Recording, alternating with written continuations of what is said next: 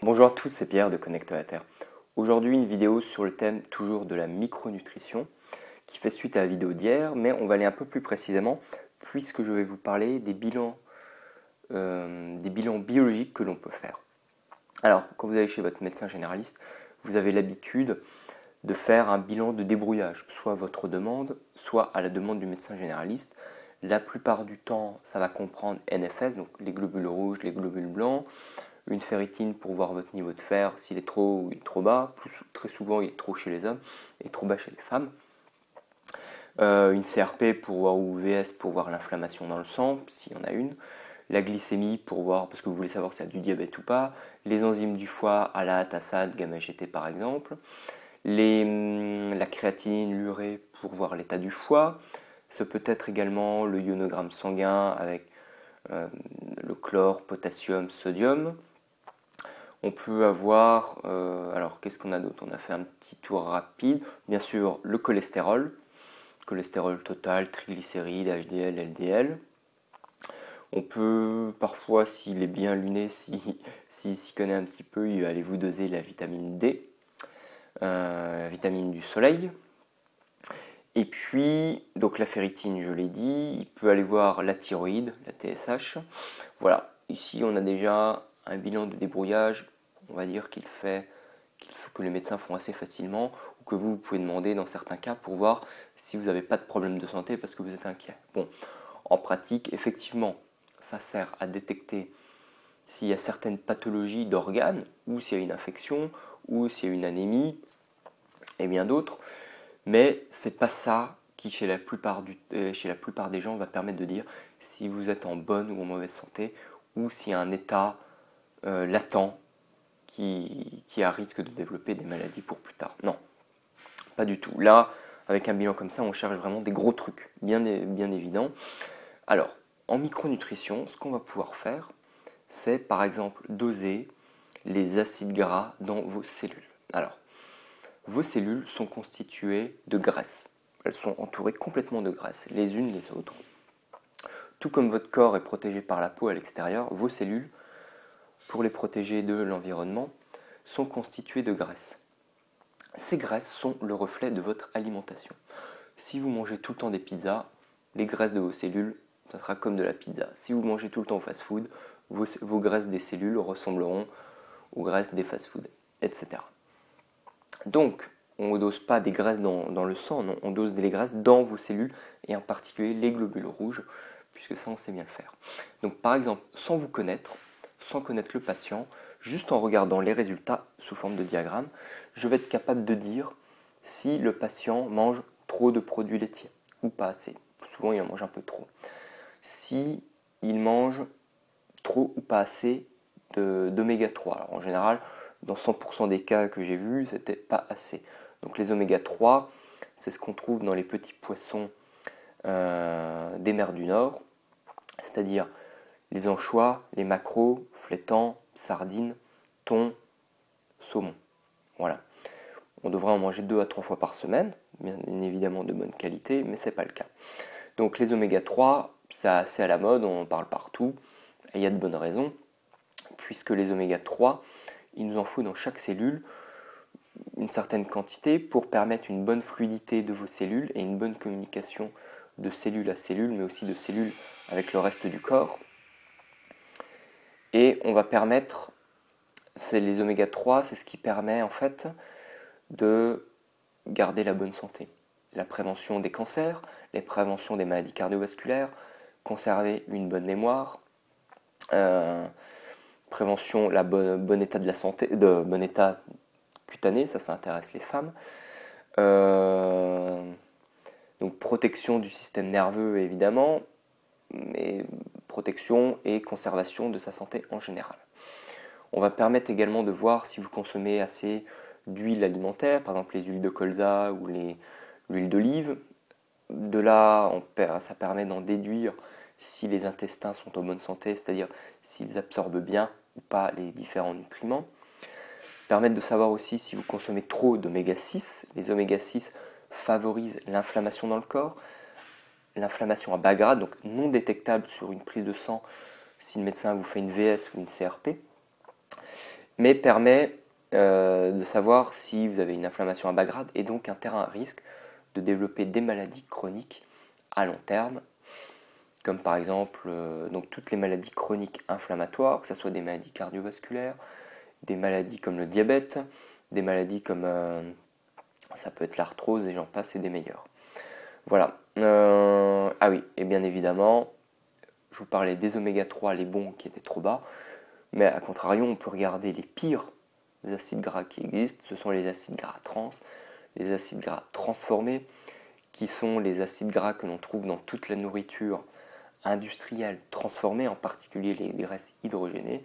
Ça va être tous les aliments frits, tous les aliments panés, les chips, les crackers, les pâtisseries, les muffins, vos croissants, tout ce que vous aimez bien et qui finalement n'est pas du tout bon pour la santé et qui est à supprimer au maximum, voire totalement, vraiment totalement. Vous n'en avez pas du tout besoin pour la vie, à part pour le plaisir du palais, et ça va être une fois exceptionnellement. Bref, on a fait de cette manière-là, on fait un tour assez large de tous vos acides gras qui renseignent déjà beaucoup. On a également le dosage du magnésium pour la bonne santé musculaire, mais aussi la lutte contre le stress. Le zinc, le sélénium pour la bonne santé de votre système immunitaire. On va doser la vitamine B9 et B12, très importante au niveau du système nerveux, qui dépendent en particulier pour la B12 de vos apports animaux et la vitamine B9 des apports en verdure, enfin des apports en légumes et principalement de la verdure. La ferritine, bien évidemment, pour savoir si vous avez trop ou pas assez de fer. On va regarder également les neurotransmetteurs, donc neurotransmetteurs au niveau du cerveau, qui jouent un rôle dans la bonne défense contre le stress et contre, par exemple, à la bonne humeur. Donc on peut doser très bien la dopamine, la noradrénaline et la sérotonine.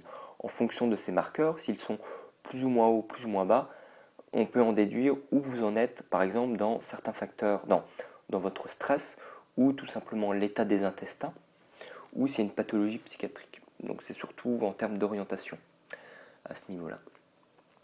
On peut aller plus loin, puisqu'on peut aller tout simplement doser certains marqueurs. Alors, dans une prise de sang normale, on va vous doser la glycémie pour savoir si vous êtes diabétique, mais on peut savoir avec un dosage d'un marqueur qui s'appelle OMA-Quickie si vous avez une résistance à l'insuline qui s'installe. Donc, c'est le stade entre tout va bien et le stade entre le diabète. On est à l'intermédiaire et ça permet de savoir si ce marqueur est trop haut, si vous avez un risque de développer un diabète dans les années à venir, dans les décennies à venir. On peut aussi doser l'homocystéine, qui est un marqueur de risque cardiovasculaire, c'est-à-dire que s'il est trop haut, vous avez un risque plus haut de développer des maladies cardiaques dans les années et les décennies à venir. C'est un marqueur aussi qui dépend de votre apport suffisant en certaines vitamines, en particulier vitamine B6, B12. Voilà. On peut aussi rechercher des facteurs des marqueurs de cancer, en particulier si dans la famille, vos parents, vos frères et sœurs ou d'autres ancêtres, des oncles, des tantes par exemple, ou des grands-parents, ont eu des cancers. On peut savoir si vous avez un risque plus élevé d'avoir un cancer et permettre d'intervenir. On peut tout simplement aussi rechercher des immunoglobulines marqueurs d'allergie alimentaire. On a des panels de 50 ou 100 allergènes à rechercher. Ça peut être... alors là, on est déjà dans le plus spécifique, puisque les neurotransmetteurs, les acides gras et les vitamines que je vous ai citées avec le magnésium, zinc, c'est vraiment ce qu'on fait en routine. Donc ça, c'est sur le sang, et les neurotransmetteurs, c'est sur les urines de la nuit.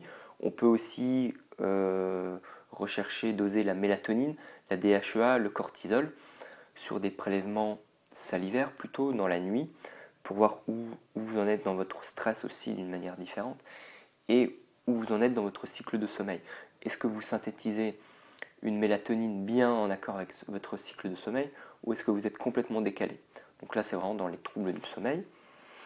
Voilà, là on a fait un tour, on a fait un bon petit tour, mais ça c'est vraiment quelque chose que chacun devrait faire, puisque une fois qu'on a un état des lieux, vous pensez bien que d'avoir le dosage de vos acides gras dans vos cellules permet de savoir où vous en êtes dans votre alimentation de façon plus précise et d'estimer et d'évaluer les risques que vous encourez dans les années à venir si vous continuez comme ça de façon beaucoup plus précise que si vous dosiez d'autres marqueurs dans le sang comme on le fait en médecine générale courante. Voilà, donc ça c'est quelque chose que l'on devrait tous faire au moins une fois dans sa vie et après d'instaurer un suivi avec les modifications alimentaires, voire en complément alimentaire nécessaires pour le bien-être. Pour avoir des changements, pour avoir une modification sur les prises de sang, on pourrait le faire entre tous les 9 à 12 mois. Voilà. Après, lorsqu'on a une bonne hygiène de vie, on n'est pas obligé, on ne va pas en faire régulièrement et toute sa vie, non. Une fois qu'on a une bonne hygiène de vie, si on a un problème spécifique, là on pourra en refaire, mais ce n'est pas tout le temps la peine. Voilà, je finis cette vidéo en vous disant que vous pouvez venir commenter sur Facebook ou sur YouTube en me disant si vous connaissiez ces bilans, si vous en avez déjà fait, si ça vous a apporté quelque chose. Abonnez-vous à la chaîne YouTube, ça me fera très plaisir pour avoir d'autres vidéos de mon défi des 30 jours sur les 4 thèmes. Et je terminerai juste en conclusion en disant que faire ces bilans de micronutrition, c'est super, mais ce qu'il faut aussi, c'est un médecin qui sache les interpréter, donc pas n'importe quel médecin, puisque ça s'interprète de façon dynamique en prenant en compte le patient et en croisant les différents résultats. Voilà, je vous dis à très bientôt et bonne journée, ciao.